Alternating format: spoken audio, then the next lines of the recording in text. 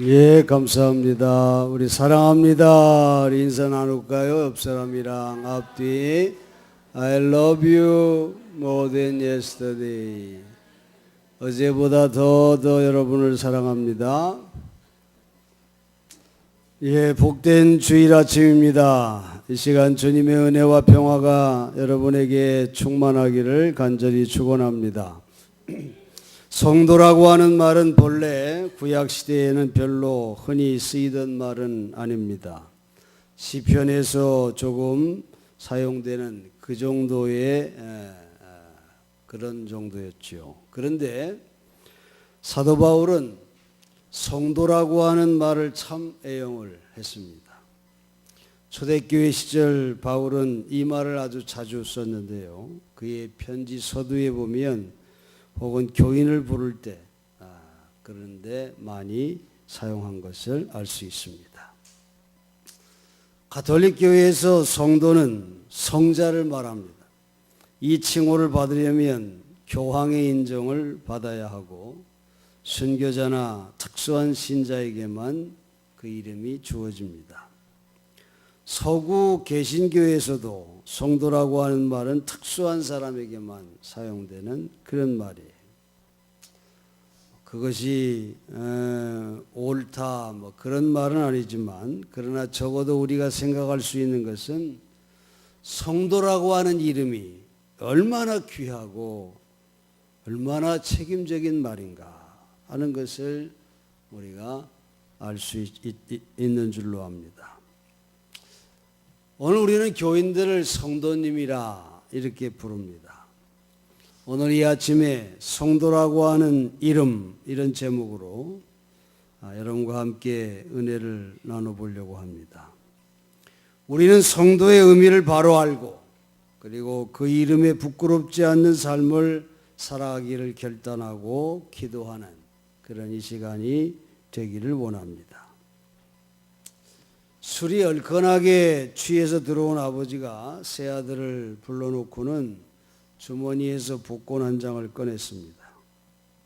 얘들아, 아버지가 기분이 너무 좋아가지고 복권을 한 장 샀다. 이 복권이 당첨되면 그 당첨금을 너희들에게 나눠주겠다. 5억 원의 당첨금을 어떻게 사용할지 좋은 제안을 하는 사람에게 제일 많이 주겠다. 그랬어요. 이 아버지의 통큰 제안에 마침 사업을 구상 중이던 큰아들이 반색을 하면서 말했습니다. 아버지, 정말 좋은 아이템이 있는데 그 당첨금 5억을 사업에 투자하시는 것이 어떻겠어요? 큰아들은 자신이 구상한 사업을 주저리 늘어놓기 시작했습니다. 눈치를 보던 결혼을 앞둔 둘째 아들이 쭈삣대며 말했어요. 아버지, 요즘 혼수로 신랑이 집을 해가야 하는데 대출 끼고 겨우 전세금 구했어요. 집을 사주시면 제 인생의 출발이 행복할 것 같습니다. 이 소리를 들은 큰아들이 소리를 버럭 질렀습니다. 나는 사골세로 시작했어. 사업에 투자해야 돈이 들어오지. 조용히 듣고 있던 셋째 아들도 끼어들었어요. 저는 아버지 많은 거 바라지 않습니다. 대출 학자금 갚고 이번 등록금 내주시면 그걸로 족합니다. 혹 여유가 되면 해외 어학연수 보내주시면 금상첨화고요. 첫째 아들은 답답하다는 듯이 또 소리를 쳤습니다. 등록금과 학자금 대출이 문제야? 돈을 벌면 해외 어학연수는 당연히 보내주지. 아버지, 이 아이템은 정말 황금알을 낳는 거위입니다. 아주 큰아들의 그런 막무가내 시기에 어거지에 기분이 나빠진 둘째와 셋째가 형은 이기적이야. 형은 사업적 자질이 없지 않냐고 말이지. 이러며 옥신각신 다툼이 이어졌어요. 물끄러미 그 광경을 지켜보던 아버지가 가만히 들고 있던 복권을 짝짝 찢어버렸습니다. 여러분, 성도의 가정에 아름다운 향기가 나와야 할 겁니다. 성도의 가정에는 삶의 가치가 달라야 할 것입니다. 헬라어로 하기오스라고 하는 성도의 말은 우리 동양적 개념의 거룩한 사람이라고 하는 의미보다는 구별된 사람이라고 하는 그런 뜻입니다. 하나님의 백성인 성도는 세상에서 구별된 삶을 살아가는 사람, 그런 사람이 성도라는 겁니다. 오늘 본문에서 사도 바울은 성도의 의미를 우리에게 밝히고 있어요. 먼저 10절에 보면 10절에서 성도는 주님께 합당하게 살아감으로써 모든 일에서 주님을 기쁘시게 모든 선한 일에서 열매를 맺는 자, 그가 성도다, 그렇게 말하고 있습니다.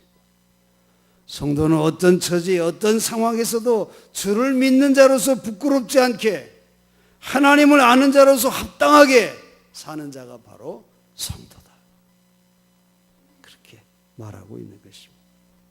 흑인 연가에 이런 가사가 있어요. 내가 당한 괴로움 아무도 모릅니다. 예수밖에는 아무도 모릅니다. 때로는 올라가고 때로는 떨어지고, 오 그렇습니다 주님. 때로는 밑바닥까지 떨어집니다. 정말 그렇습니다 주님. 이런 가사예요. 이런 노래와 같은 체험을, 인생을 살면 누구나 다 그런 체험이 있어요. 이런 말이 있어요. 사람은 3층 집에서 산다, 그런 말이 있어요. 때로는 3층에 있습니다. 기분도 좋고 성공한 것 같고 걱정도 없어요. 그러다가 2층으로 내려옵니다. 2층에 내려오면 그냥 평범하고 그럭저럭 큰 근심도 큰 기쁨도 없이 그저 하루하루를 그냥 넘어갑니다. 그런가 하면 때로는 1층 지하실에 떨어지기도 합니다. 정신이 없고 혼나간 사람 같고 마음이 피곤하고 평화를 잃어버리고 우울하고 걱정이 꼬리에 꼬리를 무는 그런 때가 있다는 거죠. 알버트 슈바이처 박사가 이런 말을 했습니다. 낙관적인 사람은 사방에 청신호를 본다.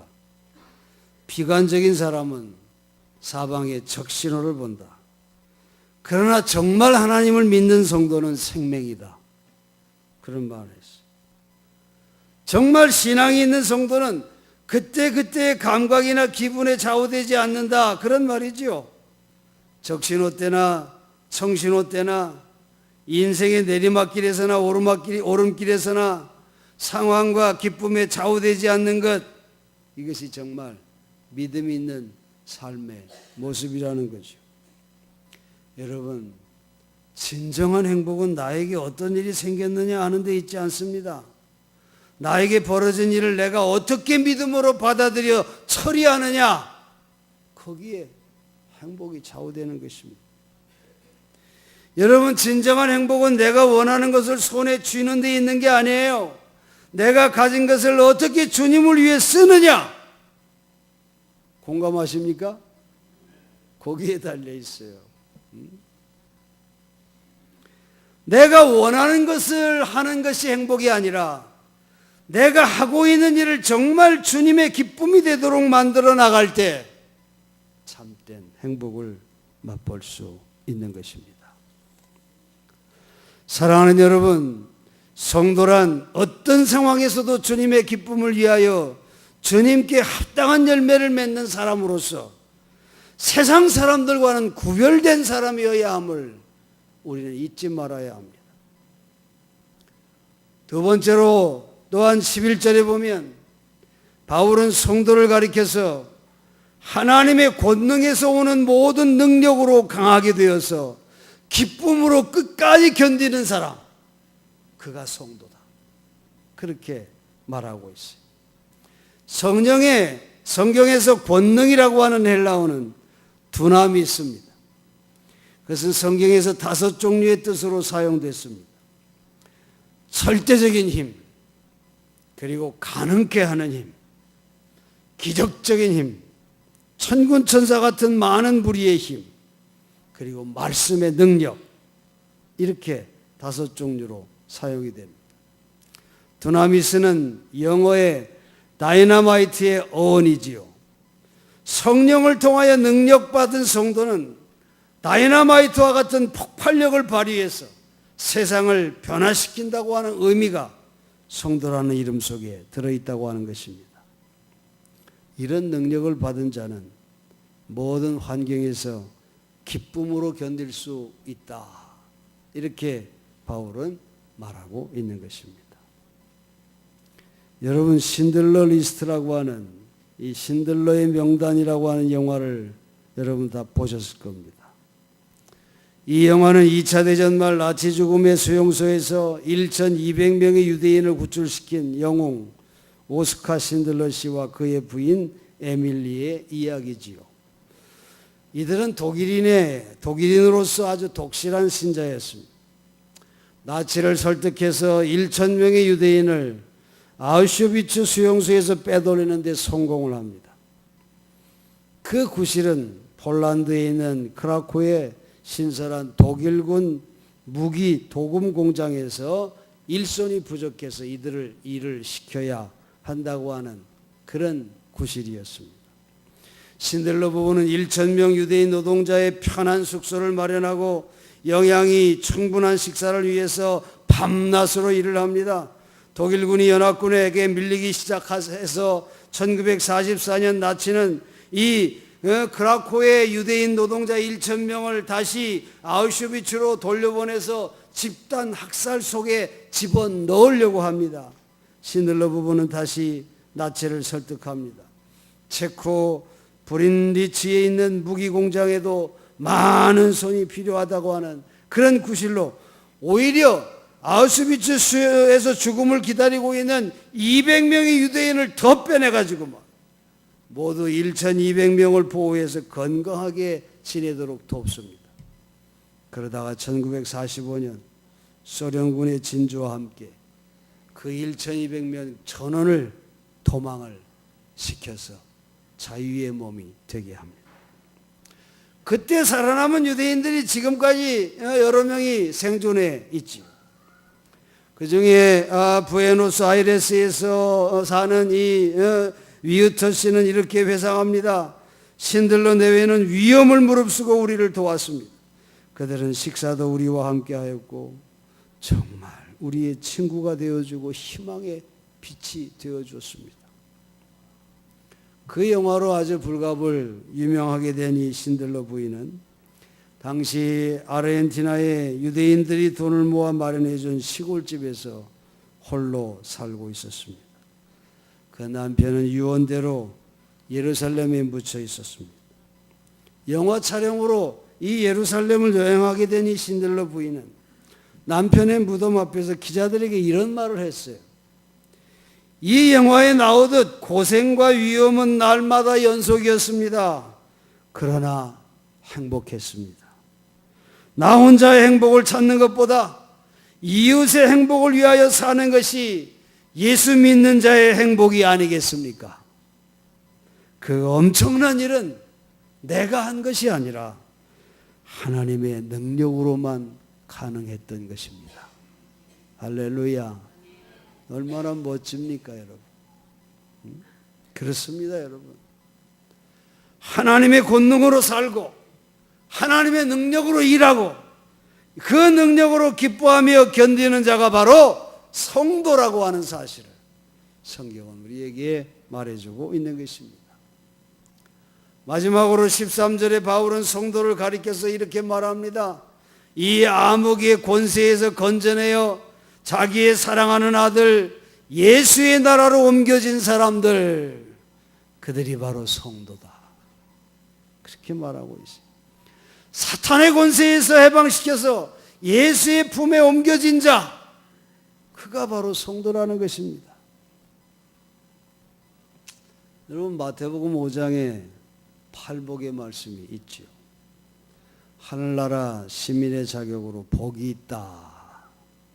이렇게 동양식으로 번역을 했는데 그 번역한 것을 천국 시민의 자격이 있다, 이런 뜻이에요. 그것이. 그래서 이 건드리 교수라고 하는 분은 복이 있다고 하는 이 브레스트, 축복이 있나니, 그 말보다 이 컨그레츄레이션, 축하합니다, 이런 말로 번역을 했어요. 그래서 이렇게 썼습니다. 마음이 가난한 자들이여 축하합니다. 천국이 여러분의 것입니다. 애통하는 이들이여 축하합니다. 그대들이 위로를 받을 것입니다. 의에 줄이고 목마른 이들이여 축하합니다. 그대들은 만족해질 것입니다. 핍박을 받는 이들이여 축하합니다. 그대들이 받을 하늘의 상이 큽니다. 이렇게 썼어요. 사랑하는 성도 여러분, 이처럼 성도가 축하받는 조건은 이 세상에서 축하하는 소위 행복의 조건과는 무척 다르다고 하는 것을 우리는 볼 수 있습니다. 사단의 세계에서 예수의 품으로 옮겨진 자는 그 마음이 비운 자입니다. 겸손한 자입니다. 그래서 축하받고 하나님의 의의를 찾는 생활, 그것이 축하받을 최고의 행복임을 우리에게 가르치고 있는 것입니다. 미네아폴리스의 마리 샌드비크라고 하는 할머니가 살았었습니다. 그 할머니는 성자의 칭호로 불리우는 그런 분이었어요. 별명이 송도 사마리아 여인입니다. 이 할머니는 7살 때에 폴란드에서 미국으로 이민을 왔는데 미국에 도착한 지 1년 만에 어머니가 병사하여 고아가 되고 맙니다. 그는 고아원을 전전하고 남의 집살이를 전전 돌아다니면서 정말 몹시 춥고 배고픈 나날을 보내야 했습니다. 그 고생은 말로 다 할 수 없는 그런 고생이었죠. 그런데 그런 불행 속에서도 이 마리는 자기 힘으로 고등학교와 초급대학까지 마칩니다. 미네아폴리스 스키드로는 빈민굴이었습니다. 1940년대 아직 경제가 어려운 때였는데 이 마리는 사거리에 나가서 자기의 전세산 45달러를 내놓고 우리 함께 가난한 이웃을 돕자고 호소했습니다. 스키드로에 사회관을 짓고 그 사회관은 정말 기적적으로 유지가 되었습니다. 정부에서 한 푼의 보조도 안 받고 거리에서 모금해서 날마다 200여 명에게 급식하고 20여 명의 노인에게 잠자리를 주면서 연간 25만 달러의 구호 사업을 펼치게 되었다는 것입니다. 미네아폴리스 시민들은 이 마리 여사를 성도로, 그렇게 성자로 그렇게 호칭하게 됐다는 것입니다. 여러분, 예수님께서 우리에게 말씀하십니다. 하나님의 나라와 그 의를 사모하는 이들이여 축하합니다.